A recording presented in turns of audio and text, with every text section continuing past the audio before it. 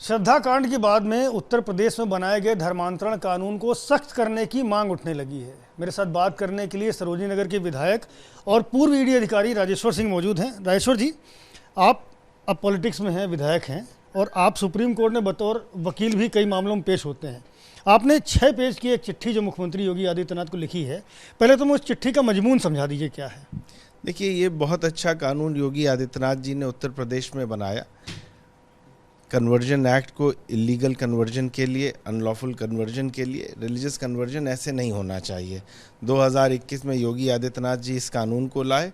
उसी को देखते हुए मध्य प्रदेश, हरियाणा, गुजरात, 11 अन्य राज्यों में भी यह कानून आया।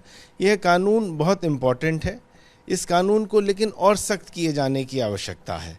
अब इसमें एल्योरमेंट की डेफिनेशन है। पहले लोग लिव इन रिलेशनशिप्स में एंटर करते हैं, शादी के टाइम में कह देते हैं कि रिलीजन चेंज कीजिए, नहीं तो शादी नहीं हो पाएगी, मेरे घर का प्रेशर है। ये तो बहुत ही गलत है। इसलिए कानून को ऐसे मामले में और सख्त सज़ा की आवश्यकता है। दूसरा, जैसा अभी ये कांड हुआ दिल्ली का, इतना विभत्स कांड हुआ, अब ऐसे कांड के बाद जनता, देश, समाज अपेक्षा करता है कि उस अपराधी का क्या होगा।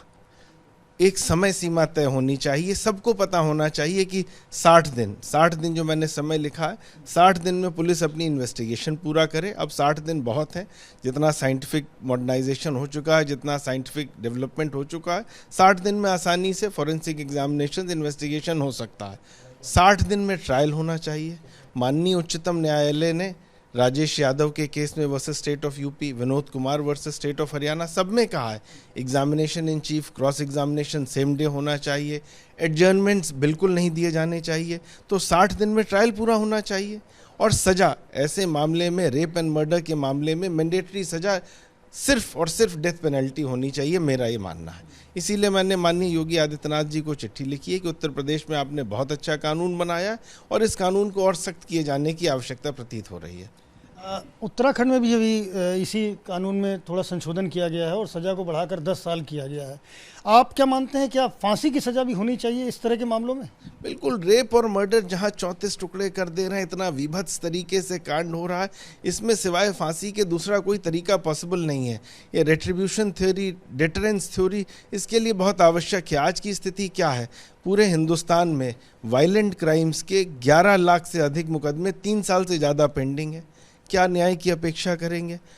ट्रायल कोर्ट्स में 4 करोड़ मुकदमे लंबित हैं, हाई कोर्ट्स में 59 लाख मुकदमे लंबित हैं, सुप्रीम कोर्ट में 70,000 मुकदमे चल रहे हैं। तो जब तक कुछ मुकदमों में हम एग्जाम्पल नहीं सेट करेंगे, तब तक अपराधियों में डर नहीं बैठेगा। डर नहीं बैठेगा तो इस तरह के कांड होते रहेंगे।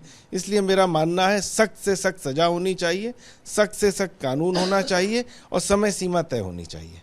पुलिस के अधिकारी भी रहे हैं, लंबे समय तक आपने ज़िले में पुलिसिंग की है, कई चर्चित एनकाउंटर भी आपके टाइम पर हुए हैं।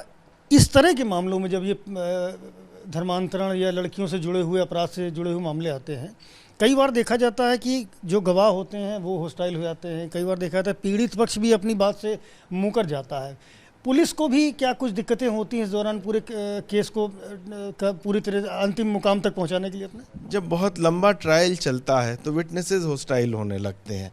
इसीलिए सुप्रीम कोर्ट ने भी कहा है कि same day examination in chief और क्रॉस एग्जामिनेशन होना चाहिए। अब विटनेसेस को डराया जाता है, धमकाया जाता है, एल्योरमेंट्स दिए जाते हैं। इसलिए मेरा मानना है 60 दिन के भीतर अगर ट्रायल होगा तो इस तरह की कोई चीज़ नहीं होगी।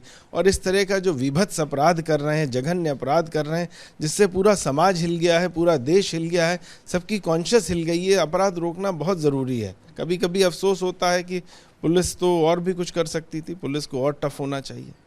ये भी कहा था कि धर्मांतरण कानून जो लाया गया है एक वर्ग विशेष को टारगेट करने के लिए लाया गया, जबकि आम तौर पर जो धर्मांतरण होते हैं वो आम सहमति से होते हैं। नहीं, ये बिल्कुल गलत है। रिलीजन न्यूट्रल कानून है, सारे रिलीजन्स के लिए है। फिर कोई आदमी फॉरेन से भी आ रहा है, दूसरे रिलीजन का है, इस तरह का कार्य कर रहा है, इसको क्यों एक उसमें मान रहे? ये जेंडर न्यूट्रल, रिलीजन न्यूट्रल कानून है।